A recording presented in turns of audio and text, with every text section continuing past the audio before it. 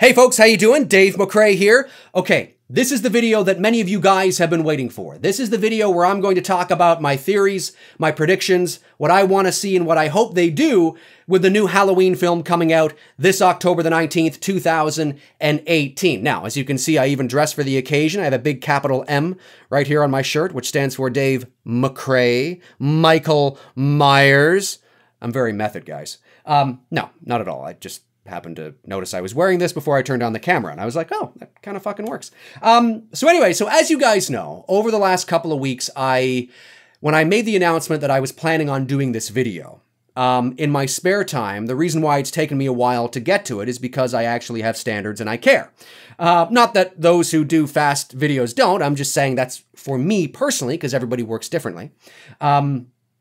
Because I'm a busy guy, I wanted to take the time, the proper time, to put the proper effort into my thoughts and compartmentalize those thoughts to make sure that I was saying what I really wanted to say. So in my free time, I was able to analyze certain things and write everything down and sort of, you know, have a sort of a consensus of what I think is the likelihood of what they're going to do. Now, before I begin, I want to say this. I want to say that if you are somebody that does not want to hear potential spoilers, now I'm not saying what I am about to say is a spoiler, but whenever you theorize or predict or, you know, make assumptions about certain things based on, you know, the evidence that we have at play, it's always entirely possible that you could, in fact, be right on the money with something, many things, or nothing. So who knows, right? There could be some things that I might talk about and predict and say that may end up coming true. Let's not forget, you know, many months ago, I said, based on what I was seeing and what I, you know, was being presented to me through the stuff that they were releasing, I said, I think it's really likely that they're going to fucking Halloween 2. I think this is going to be a direct sequel to Halloween 1. And many of you, not all of you, but many of you just ripped into me saying, they're not going to fucking do that. You don't know what the fuck you're talking about. What the fuck do you mean? They're not going to do that. And they did. I don't just pull these things out of my ass. I mean, I like to look at the evidence and say, okay, based on this, I think this is what they're going to do. That doesn't mean it can't change, right? Because the evidence and information changes all the time. You know, we're always talking about probability here based on what we know and what we have. So I just want to let you guys know that, you know, if you want to go into the film completely spoiler-free, with nothing in your head at all, nothing but sunshine and rainbows and lollipops and Care Bears, then you probably don't want to watch this video. Because I could hit something on the head. I don't know. The other thing I want to say is that, folks, this movie is not going to please everybody. Okay, it's not. Some people will really like it, others will really hate it, and many people will sort of be in the middle, like most movies, okay? You can't please everybody. I think it's going to be, from what I'm seeing, I think it's going to be the best Halloween movie we've had in a long time. And when I mean Halloween movie, I mean going back to the essence and the flavor and the vibe of the original. Because that's their whole sort of intent here, is to bring the original classic into the 21st century. Okay. So with that, but just be prepared, okay? That, you know, let's have our expectations realistic, okay? Okay, so if I keep looking down, it's because I'm trying to keep myself on track here, folks, okay? All right, so let's, I want to quickly recap 5 things, okay? A number of months ago, it might have even been back in the summer, I forget when it was now, but it was a while ago, I basically went over 5 things that I think they needed to do to give them the best probability of success. Not the only 5 things they need to do, but 5 important things that if you're making a Halloween movie, especially one based on the original, 5 things that you definitely want to do. And these were 5 things that I sort of, you know, kept true to when I was making my fan film, Halloween the Night He Came Back, okay? And this is what they need to do as well. Not the only things, and in no particular order, by the way, okay? But these 5 things definitely they need to do. So very quickly, number 1, the mask. It's got to look like a William Shatner and Captain Kirk mask. Now, I know that Nick Castle himself even said, I believe it was at MonsterCon, is that right? In North Carolina last weekend, he even said that, yes, the mask is a 78 mask. Like, it looks like the original mask from the original film. Well, I've been in the Halloween community long enough to know that I have no doubt that he's more than likely correct. But I'm just saying. I've been in the Halloween community long enough to know, and a lot of you guys have to know, that a 70, like, to me back there, that is a Nick Castle 1978 Halloween mask. But for a lot of people who post their masks or buy masks or get masks, they'll post their masks, you know, online or on boards or on Facebook pages. Oh, I finally got my 1978, you know, Nick Castle hero mask. Isn't it amazing? And I'll look at it and I'll be like, it doesn't look anything. What the hell? Now, to them, it's their hero. It's their golden boy. And that is great. All the power to you. I'm just saying what is something to one isn't necessarily something to another. That's all I'm saying. So we have to be prepared for that. However, rumor has it that it is the closest to the 78 mask at minimum that we've ever seen in a Halloween sequel. So that's good news. Okay, but that's important. Number two, the mood and the atmosphere of the original. The mood and the atmosphere has to be very much like the original film. Number three, the music. Now we know that John Carpenter is supposed to be coming back to do the music. Nothing has been made official yet, but you know, people have been said, including Blumhouse, have been saying that yes, John Carpenter is coming back to do the music. We'd like him to come back. John Carpenter said, yeah, maybe I'll come back and do the music. That's sort of the plan, but you know, they're probably working out contract right now. The music has to be the music has to be in flavor of the original Halloween. Okay, so I want to see that music brought into the 21st century. I don't mean bring it into the 21st century with all kinds of different bells and, you know, whistles attached to it with trumpets and electric guitars, and I don't want that shit. I just mean that you give it a bit of a beef, you know, a bit of an oomph, you know, a bit of a modernization, but still really classic in its sound and presentation, and you bring it into the 21st century. I would also love to see new pieces of music brought into the film as well, but in the same style as the old classic Halloween music. So instead of Laurie's theme, which I have no doubt will be in the film, now maybe you also have an Allison's theme, right? Or a Karen's theme or something to that effect. That's what I'm talking about, right? But whatever that theme is, it's very Halloween, right? When we hear the music, we're like, yeah, it's Halloween. It's Halloween. Fucking Halloween, man. Very important. Number four, I wanted to have this claustrophobic sort of small town, close-knit vibe of the original. Okay? Very close-knit, very, that small town, everybody knows, you know, everybody, there's an innocence about the town now. Things have moved on. Things are back to normal. We're that sweet, innocent town we were on October the 30th, 1963, right? The day before little 6-year-old Michael fucking did his deed. Now, I have no doubt that there was some things that went back to normal between 63 and 78, but they always had that mark, right? And then, of course, the massacre in 78, it's like, oh my God, right? Number five is the cinematography, okay? There'll be 5 here and a 5B. There'll be a 5A and a 5B. 5A is the cinematography. It has to be very Dean Cundy-esque, okay? The framing, the anamorphic aspect ratio would be really nice to see. I don't know if that's what they're going to do, but that would be really nice to see. John Carpenter himself loved to shoot in anamorphic. I don't know if that's what they're going to do with this one. I would think that that would have been a very sort of big thing to get right. But definitely through the use of lighting, through the use of pacing, which is more of, you know, the editing side of things, but certainly the intent of the director, you know, how long you want to linger on a shot, how fast you want to move away from a shot, you know, create that creepy vibe when nothing particularly creepy is happening on screen. The original Halloween was great for that. Okay, set that tone and that mood that there's something out there, you know, sort of, there's that undertone of something creepy even when nothing creepy is happening. The original Halloween was great for that. So you have to get that right. And 5B would be, of course, the characters. Somebody we can glom onto, somebody we can root for and live vicariously through. I want the relationship between Allison and her mother Karen, and of course their relationship with Laurie to be strong. Strong can also mean there's, you know, a disconnect in their relationship as well, right? Maybe they're not friends, maybe they don't get along with their, you know, grandmother, maybe Allison doesn't get along with her mother, maybe her mother doesn't get along with her mother. I mean, who knows what it is? I don't necessarily mean strong as in they're like a unit, right? Yeah, we're a strong 3-girl unit. I don't necessarily mean that. I mean, okay, you want to go that way, okay. okay? But I just mean that the relationship, okay, the performances and the story and the narrative around those three are is very strong. Okay, something really interesting and really thick and rich, despite of whether it's good or strained or bad or, you know, whatever the case is. Because we need something we can invest our time in when Michael's not on screen. And that's really, really important. And the other characters, of course, too, even though they'd be side characters, are interesting and fun to watch. Okay? All right. Now that that's out of the way, let's get to my predictions, ladies and gentlemen. This is the moment pretty much you've been waiting for.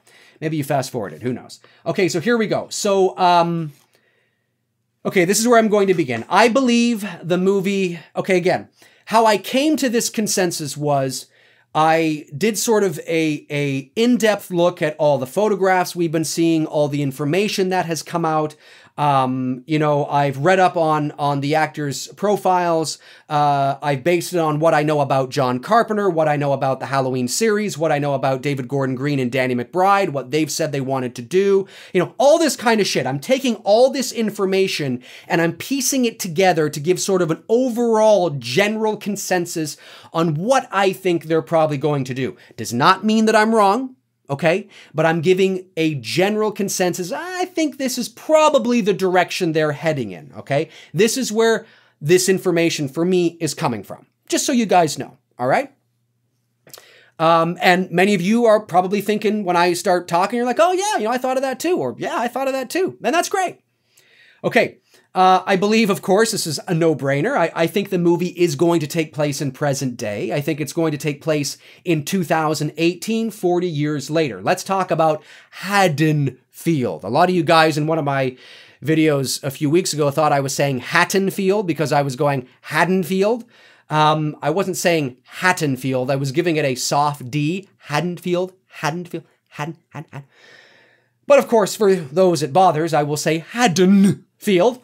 I believe the town is back on its feet. I think there was a moment there, probably maybe in the first 10 years, maybe from 78 to 88, somewhere in there where the town was really feeling the effects of this massacre. And I think maybe they even banned Halloween. The kids weren't trick-or-treating because it was a very sad event and kids were afraid to go out. People were afraid to have parties. People were on edge. It was really sort of a somber time. They may even go the route of taking John Carpenter's original idea for Halloween 4, where Haddonfield had banned Halloween. You couldn't buy costumes. Nobody was celebrating. They might go, I don't mean that's what it's like 40 years later. I just mean we might learn a bit about the history of the town and what the town went through after in the residual effects of the immediacy after the events of the massacre. And I think that's probably where Haddonfield was in the first decade after that. Now, though, I think they're back on its feet. I think that small town, sweet, innocent, kind of everybody knows everybody, everybody's pretty happy now, is back because it's also been 40 years. So a couple of generations have gone by and new people have moved to the town. There's new people in the town that weren't there 40 years ago. So I think it's relatively a happy, sweet town again. It's always got that mark, but it's relatively happy and sweet. And I think we're going to learn that it's sort of back on its feet, right? They're a little weary, they're a little cautious, but they're like, you know what? We're not going to let this fucking thing define us. We're not going to fucking let this thing define us. So that's where I think the town kind of is overall. Okay, so let's talk about how this movie is going to begin. Now, folks, there's only two ways that you can begin this movie. Really, okay? There's really only two ways that would do justice to the character and that would feel like a natural progression for the sequence of events that happened just minutes before. I do believe that the beginning of the movie is going to begin with the ending of Halloween 1978. And I don't think what we see in the movie from 1978 is going to change. I believe that Michael Myers will be shot 6 times. He will fall off the balcony. Dr. Loomis will go to the edge of the balcony, look over, he's gone. Laurie will be crying. Was that the boogeyman? Matter of fact, it was. All that kind of shit, okay? Although that happened a couple seconds before. He looks over, but you know what I'm saying. All that is going to transpire in the same way. The question is, what happens after that? Okay, now we know at the beginning of Halloween 2, 1981, he just went off around the block and he was doing his thing at the L-Rods and all that kind of shit, and we know how that transpired, right? With this new film, with some of the information that I'm hearing, I think it's likely, and this is sort of the way I was going, look, there's two ways you can do it. You can either have him get up and he walks off into the ether, right? He walks off and nobody knows whatever happened to him. He disappeared that night. And for the next 40 years, he's out there somewhere, or they think he's out there and they don't know where he is, how he's, surviving. He's a fugitive that's essentially never been caught. An escaped mental patient that was never caught. Nobody knows where he is. There's, posters up about him. It's been 40 years. Some people think he's dead. Others are sure, that he's still out there and all that. You could play it that way. Okay. And that's, when you think about that idea and you break it down and you start to compartmentalize that idea in and of itself, it's kind of rich. I mean, there are some nice things that you could do with that idea, and that definitely keeps that supernatural vibe there and that flavor of how the fuck, like, where is he? Like, he was shot and he was gone? Like, what the fuck? Nobody's been able to find him. They've done like America's Most Wanted fucking shit on him, and nobody knows, and people think they've seen him, but they're not quite sure, and every Halloween people think they see him, but they're not quite sure. You could definitely play it that way. That is one of the two ways I think you could play it. But I don't think that's what they're going to do. I think what they're going to do is Michael is going to be caught. I don't think he's going to be caught right there on the front lawn, because then that would change the magnificent ending of the 1978 classic. But what I think they're going to do is that Michael is going to be caught somewhere down, the block, in an alleyway, something like that. And I talked about this a few months back, maybe in the summer.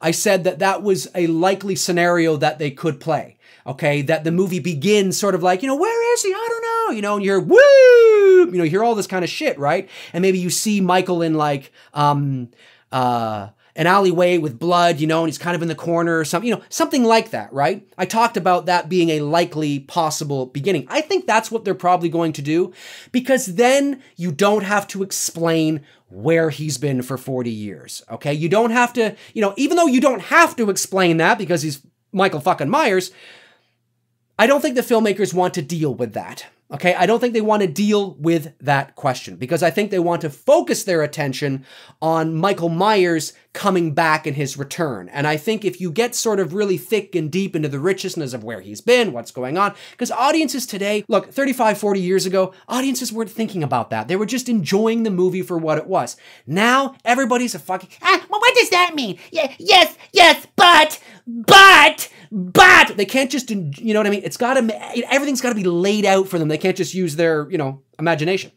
So I think to negate all that and all that fan sort of backlash, and having to spend so much time on explaining that in the actual narrative, I think Michael Myers is going to be caught. But he's going to be caught, he's going to be injured and caught several blocks away, down an alley, maybe in the Elrod's backyard, right? Maybe they'll shoot something with, Mrs. Elrod coming out and finding him on the ground, or something like that.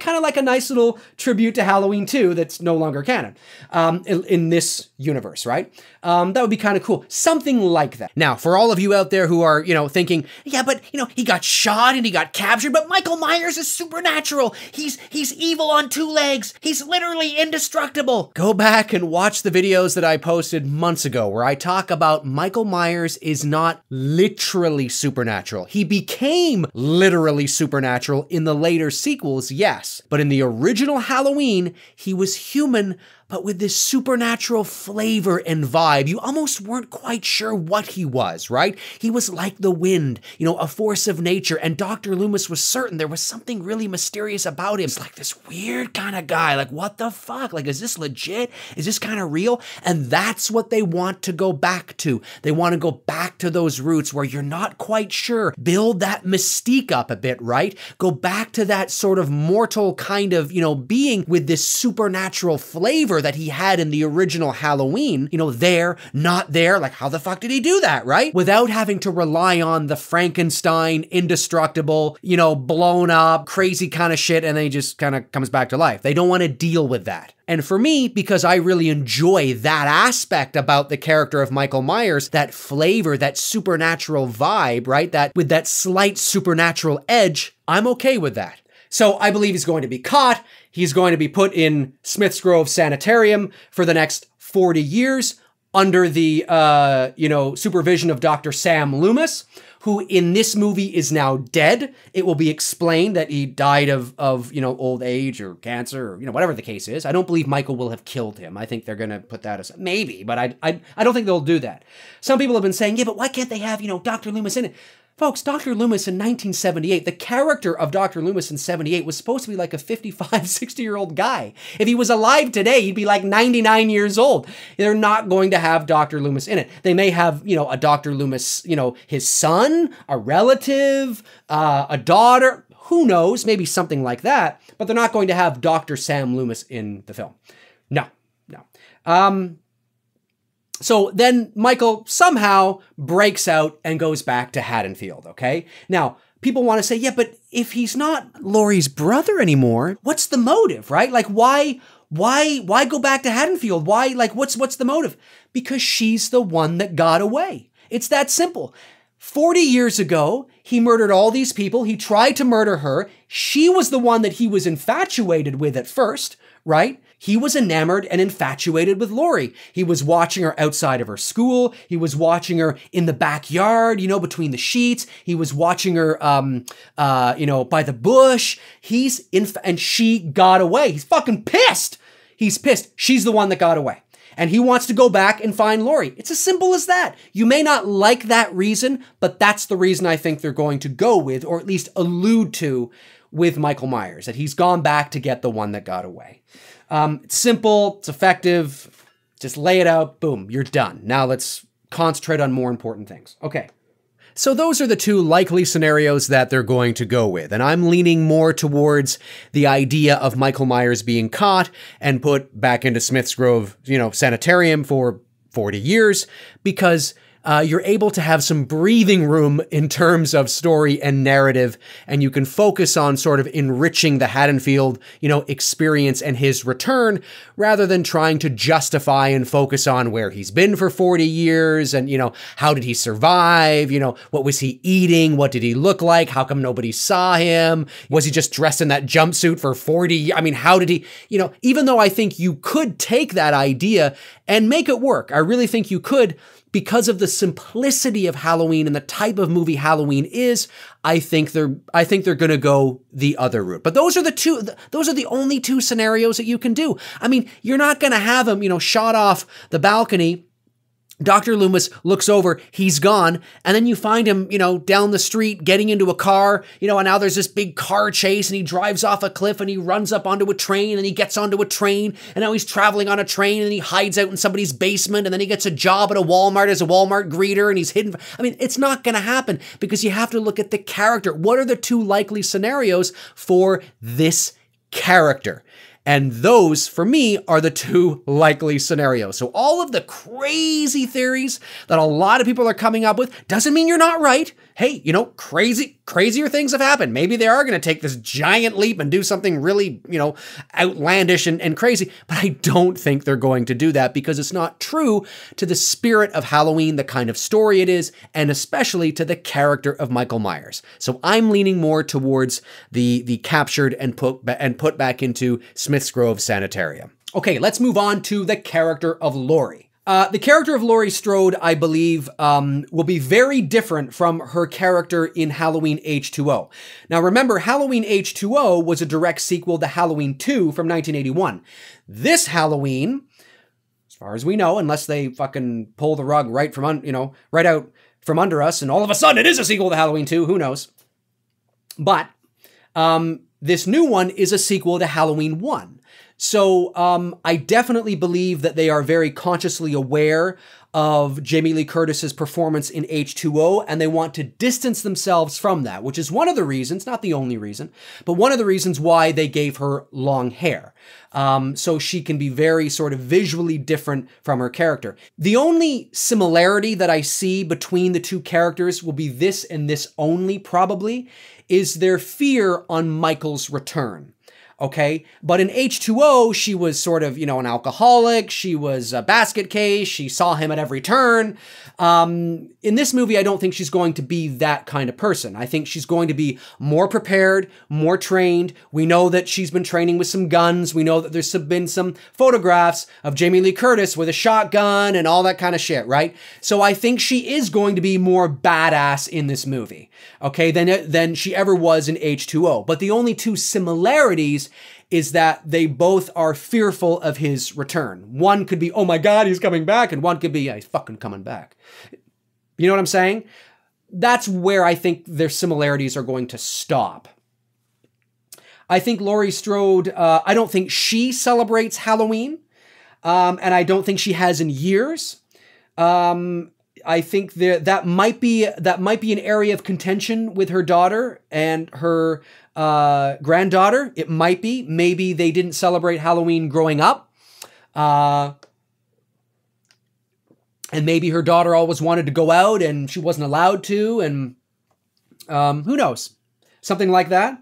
I think it's entirely possible that Laurie's character could be the Dr. Loomis kind of character, in the sense that she has the most experience, first-hand experience with Michael Myers in a way that very few people have ever lived to tell about it, right? I mean, the only people that had the same experience are now dead, including Michael's sister Judith. So I think it's possible that Smith's Grove Sanitarium could be looking to Laurie, and maybe has looked to Laurie over the years, as a source of information, as a source of maybe, they bring her in to talk to her. Maybe she, develops some sort of infatuation with Michael Myers and the whole idea of why he came after her, why he chose them. But eventually it becomes too much. And I don't think she's necessarily formally a psychiatrist or a psychologist or a police officer. I don't necessarily think she's, the new sheriff of the town, or that she's even, a former cop. Maybe.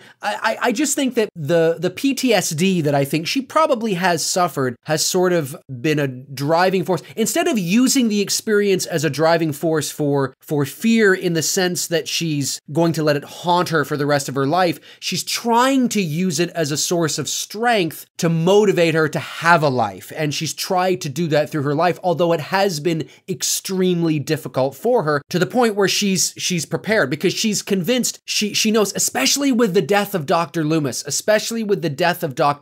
she now feels that the probability of him escaping might be that much more apparent, might be that much more of a reality. So she's extra cautious now that Dr. Loomis is no longer in the picture. Whereas when he was in the picture, she sort of maybe had confidence in him, because after all, he was the one that saved her life. So I think the relationship that she had with Dr. Loomis after that throughout the years was probably quite strong, and we're probably going to find that out, that she had some sort of, professional relationship with Dr. Loomis moving forward. What that is, I don't know, but that probably was there.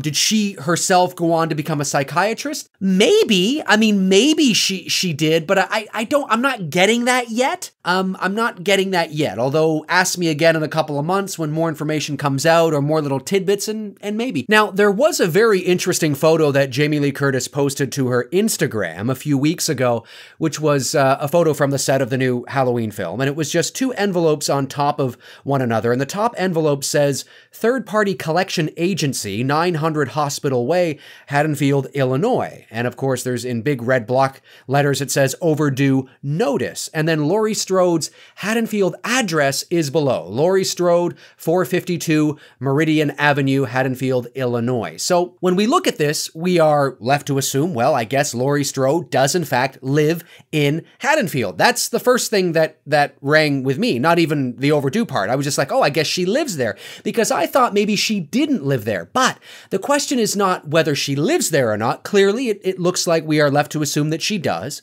But was she there for the last 40 years? Did she move away, have children, and then move back to Haddonfield? Did she move away, have kids, and her children, her daughter Karen, move to Haddonfield to raise her daughter Allison, because it's, you know, it's quaint, it's pretty, it's small town, you know, it's nice, you know, all that shit, you know, is in the past.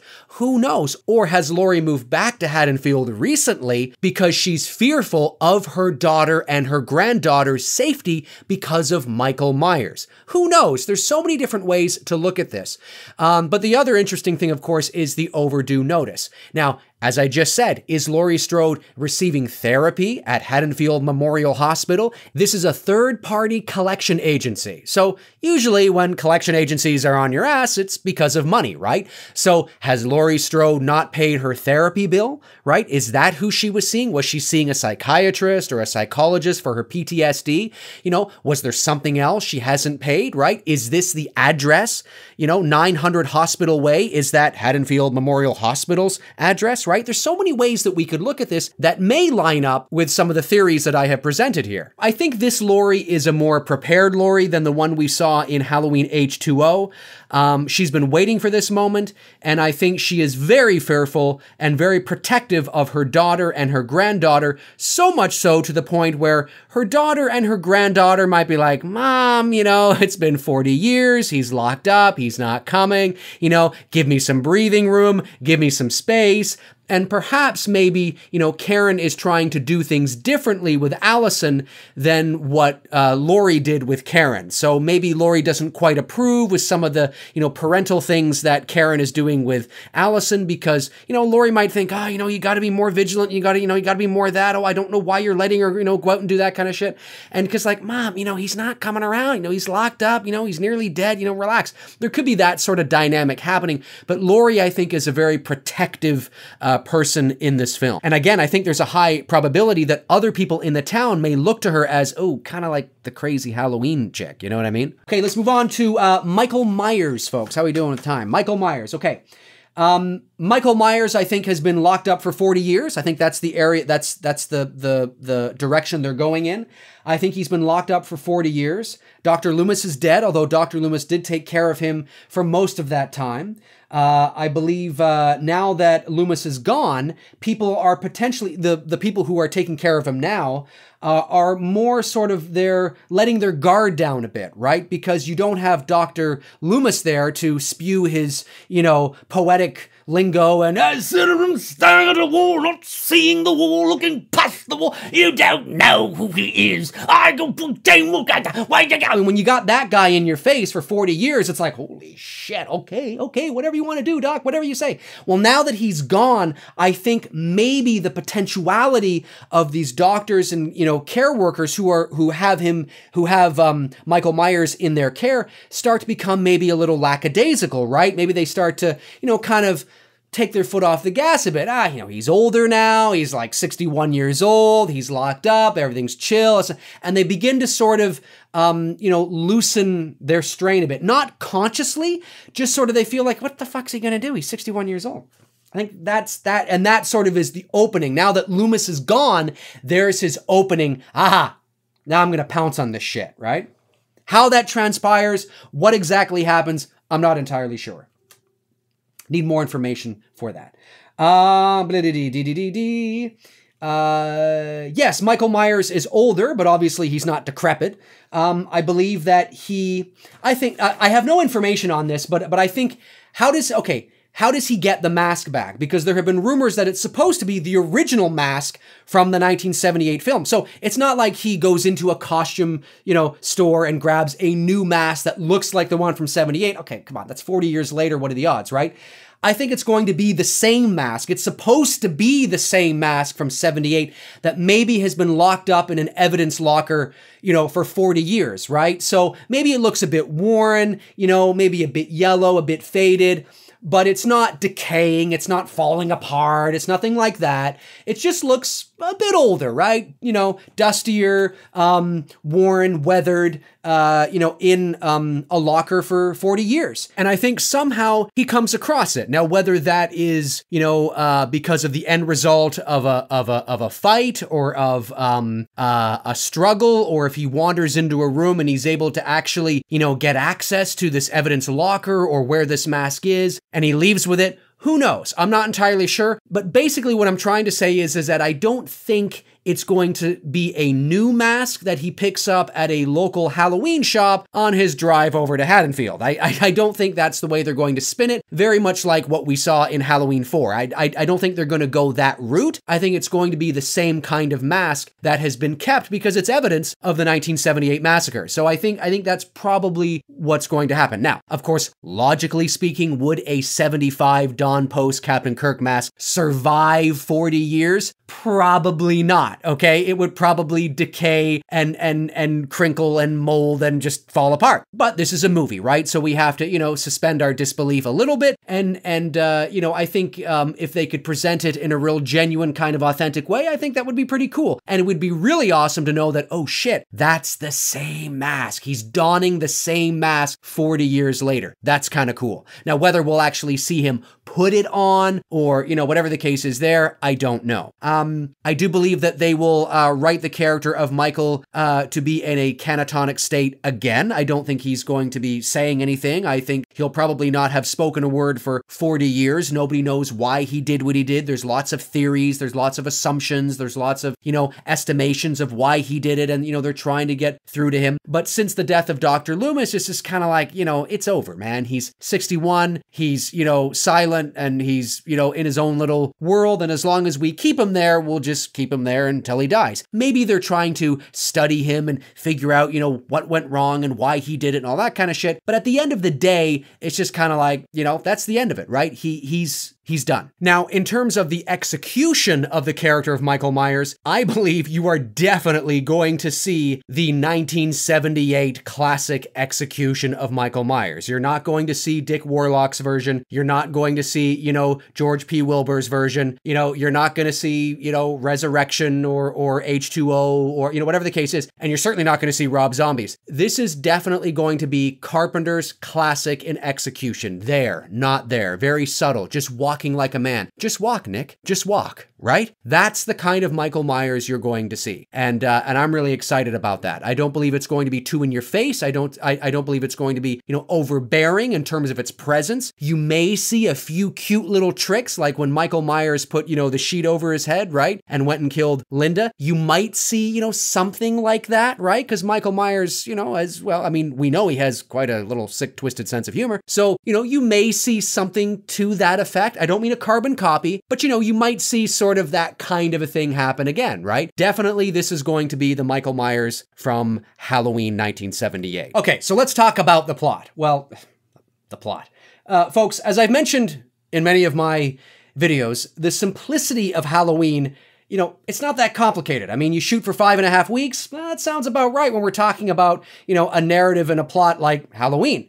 Okay, when you watch the original, there's not a lot to it. But it was scary as hell back in 1978, and it still holds up well today. It's dated, but it holds up well. So, we know that David Gordon Green and Danny McBride want to go, we've known this for quite some time, okay? They want to go back to the roots of the original. They essentially want to bring what made that movie, the original, so great and so eerie and creepy and woo, you know what I'm saying? They want to bring that into the 21st century. So we know that this movie is not, and they've said it, without saying it, they've said it, this movie is not going to be about blood, guts, and gore and it's not a Friday the 13th film, okay? And it's not going to be as bloody or gory as the Rob Zombie films. And it's probably not going to be as bloody or gory as the later Halloween films.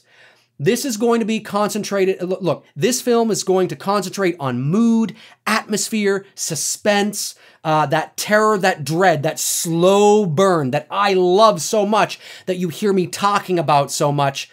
Yeah, I think that's what they're going to do. And I think there's going to be some nice tributes to John Carpenter's film. I think there's going to be some fan service, but I don't think it's going to feel contrived and synthetic. I think it's going to feel organic. I think it's going to feel natural, and I think it's going to feel like it's supposed to be there. But we as hardcore fans are going to pick up on it, right? We're going to be like, oh shit, yeah, oh, you know, that's totally nice. I don't think it's going to be an entire fan service in terms of the film, but I think there is going to be some things that they're going to deliver on that we can expect them to deliver on. And I think they're going to do that, okay? We know that Nick Castle, now this doesn't mean that there's going to be a scene around this, but of course we know on Nick Castle's Twitter page, he posted a picture of white sheets hanging on a outdoor laundry line, right? With the caption of, you know,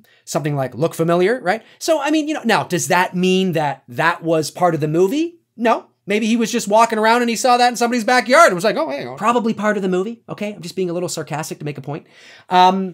So I think we're going to get things like that, okay? Will we get a bush scene, right? Or something that's like the bush scene, you know, the thing, and then, you know, into the bush. Yeah, we're probably going to get things like that because that is true to Michael's character from the original Halloween. That's staying true to the character. So it's fan service, but it's also true to the character. That's what Michael did. That's what he would do. We have no reason to believe that he would come back to Haddonfield 40 years later and start running up and down, you know, the sidewalks or start yelling and going, ah! I mean, we have no reason to believe that he's going to do that because that doesn't stay true to the character, okay? So yes, I think we're going to get a lot of those John Carpenter Halloween things that we know and love. I mean, I believe that Nick Castle and Jamie Lee Curtis were even quoted as saying on set, were even saying, God, this feels so much like being, you know, part of the, you know, original. Now, depending on who you are, that could be a very good thing. That could be, I don't just want to see this fucking, I don't think it's going to be a rehash, a complete rehash, okay? But I think there are going to be things there that are very Halloween.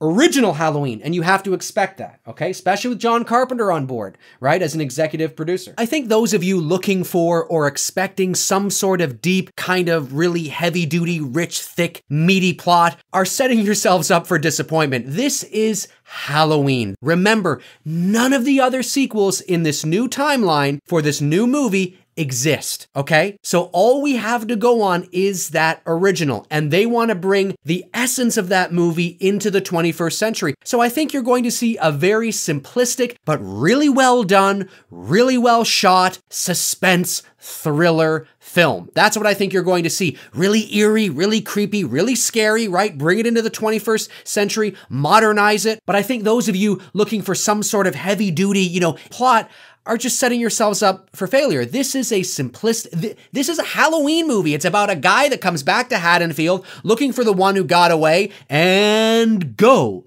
You know what I mean? Now, the rest of the movie is going to be rich with, you know, some suspenseful kills and some really cool Michael Myers moments and some great lighting and some great homages, you know, and some great tributes and some great scenes and some great fan service and some cool ass suspense and terror and dread. And there you go. You know, so, I mean, we have to expect that that's basically what this movie is going to be. It's like that great quote from Richard Dreyfuss in the movie Jaws, right? And I brought it up here. He says, Mr. Vaughn, what we are dealing with here is a perfect engine, an eating machine. It's really a miracle of evolution. All this machine does is swim and eat and make little sharks. And that's all, right? You can almost apply that to Michael Myers. There's no conscience, there's no motive, there's no reason. He's just almost a force of nature, right? Like what John Carpenter said, you know, he's like the wind. He just comes along and rolls right over you, you know? He's like a tornado. Doesn't give a frog's fat ass who you are, where you come from, whether you're black, white, green, orange. He doesn't care. He's just a fucking eating machine, okay? However, we don't know. He is still human, okay? I know a lot of you guys out there don't like that. He still has that human side to him. He's still mentally ill. So what would this individual do when somebody gets away? Somebody he was infatuated with, desired, wanted to kill, they got away. She beat him at his game a couple of times. Well, he's pissed. He's been waiting for this. So even though overall he has no conscience, no reason, no motive, that doesn't mean that in this particular case, that variable might be stretched a little bit because he's coming back for this one person, not because she's his sister, but because she got away. That's how I think they're going to play it. Now, in terms of Andi Matichak, am I saying that right? Anyway, in terms of her character of Allison playing Laurie Strode's granddaughter, I think she's going to be the typical teenager. I think she's going to be very invested in her teenage life. I think she's going to be, going to school in Du Bois, talking to her girlfriends, getting ready for the Halloween dance. I think she's going to be very invested in her life. Now, she certainly knows about her grandmother, and she may even have a relationship with her. But it wouldn't surprise me if she doesn't know the full story. She kind of knows about the past a little bit, or maybe that her grandmother's a little eccentric or a little weird, or you know what I mean? And maybe she knows a bit about it, but it wouldn't surprise me if her mother, Karen, played by Judy Greer, if she in fact kept most of it hidden from her. Now, why? Well, there's a number of theories I could go into, but that element to the three women wouldn't surprise me if it was there. Doesn't mean they're not close, doesn't mean they don't have, a good relationship or maybe a strained one, like I said earlier, but that wouldn't surprise me. I think Danny McBride and David Gordon Green would want her very invested in her life as a teenager because they want the result of Michael Myers coming back to be a surprise, not only for her, but for her friends and the town and all that kind of shit. So I don't think Allison is, invested into the fear of Michael Myers returning, right? I think that belongs solely to Laurie Strode's character. And maybe her daughter, Karen, maybe she's aware of it. But certainly, Allison is very much into being a teenager in 2018. Now, all the other characters, who knows, right? I could get into them, but I don't have enough information on any of the other side characters to really give any theories on. I'm sure they will be likable. I'm sure, Judy Greer might even have, a boyfriend, and maybe Laurie Strode has a little guy that's hanging around that, is sort of into her, and maybe it's, the sheriff, or maybe, who knows? There's so many other things that then start to, you can piece together out from that. But this is sort of the meat and the crux of what I wanted to talk about in terms of the direction of this new Halloween film and where I think they're going to go with these main players. And again, all this information that I have presented to you in this video could very well change. This is based on what we know so far. This is based on the information as of February the 22nd, 2018. This is based on what we know so far. So it's very likely that I could do another video in the near future where I adjust my opinions or adjust my assumptions based on the evidence that comes in. But from what I'm seeing right now, I think this is I think I'm in the ballpark. I would be very surprised if the movie that comes out is a complete 180 from everything that I have presented to you here. I think I'm in the ballpark. Anyways, folks, my name's Dave McRae. Comment below and let me know your thoughts. I'd love to know what you think about what I had to say. If you want to follow me on Facebook, you can at facebook.com/manythingsdavemcrae. McRae is MCRAE. Facebook.com/manythingsdavemcrae. Follow me there because when I'm not posting here, I tend to post there in the meantime and in between time. And if you want me to do a part 2, or a part 3 or a part 4 as new information begins to come out and I can sort of start piecing things together, let me know. At the same time, I may not want to do that because I, as a fan, want to go in and sort of, see the movie as fresh as possible, right? But let me know. I'm curious on your thoughts. Comment below and let me know. In the meantime, I'll talk to you guys soon. I got some voice work I got to do now, so yeah.